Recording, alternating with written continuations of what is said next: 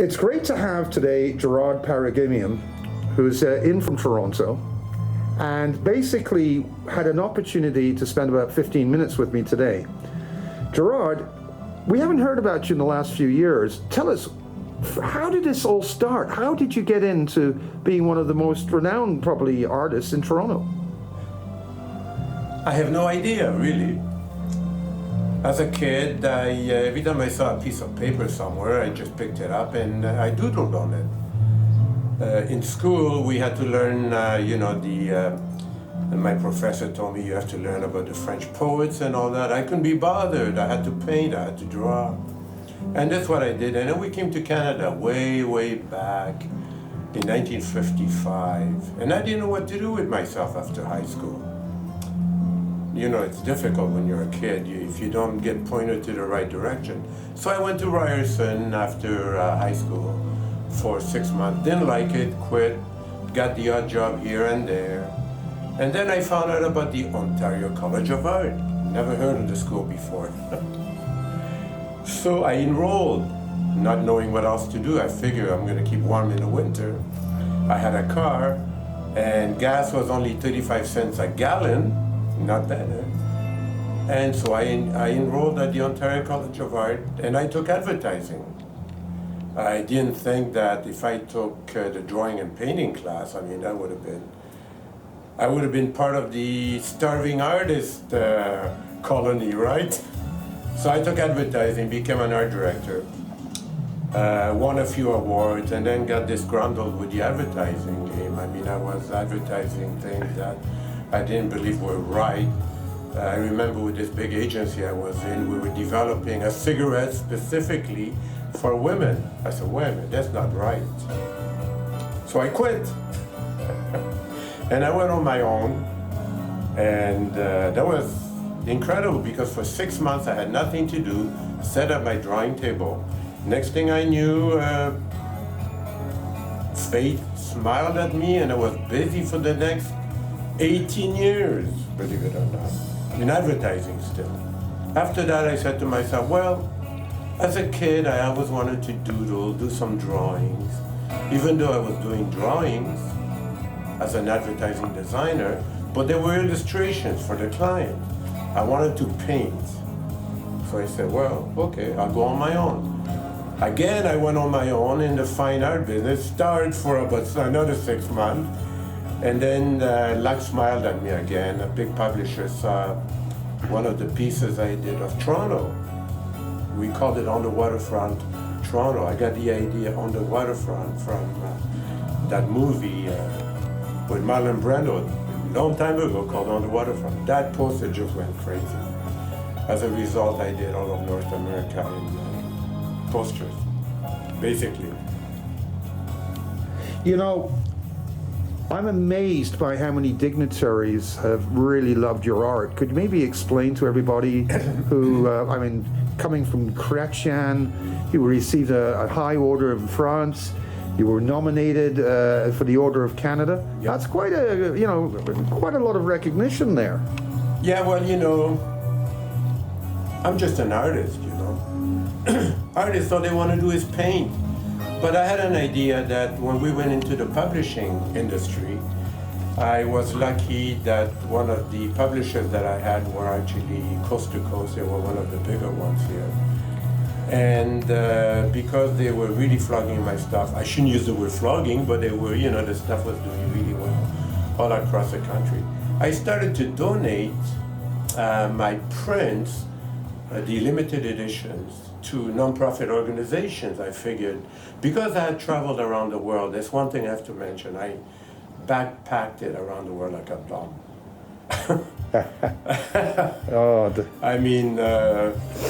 Everywhere. South Africa. Well, you were saying that to me. You were saying to me that was very, very interesting. When I had a drink with you the other day, you said, what drives you to create this work? And of course, your world travel and the love of art. You've got something very distinctive in your drawings. Where did you get that from? Well, that was a experiment. As I traveled around the world, I saw different colors. You know, like the French Impressionists in Paris, they would paint. I was amazed with the color. Whenever I'm in a major city, I get lost in the museum. In Paris, I go to the Louvre. I'm always there. If I'm in Madrid, I'll go to the Museum del Prado. I love colors. And one thing I found out when I traveled the world, besides the fact that I couldn't believe the incredible poverty that I saw, was the color. This beautiful world that we live in. And I put all these colors that I saw into my paintings more. This is when you see my work, it's very impressionistic, you know, very colorful, as well as being mixed media, meaning I throw a lot of different mediums in there.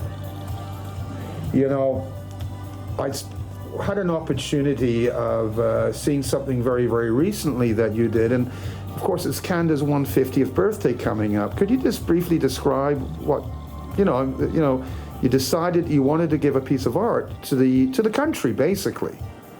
And yeah, that's 150th is not quite like when we had the 100th anniversary, but it's still something. The country is very happy and in a jovial mood.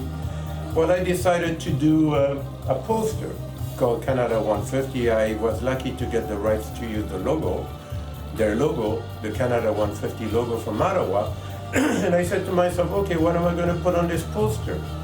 Well, since it's the whole country, I said, all right, I have to show all the provinces, the province and the territories, otherwise it's not going to be the whole country. It so happened that I did a book, my 285 which is stunning, absolutely stunning. Thank you.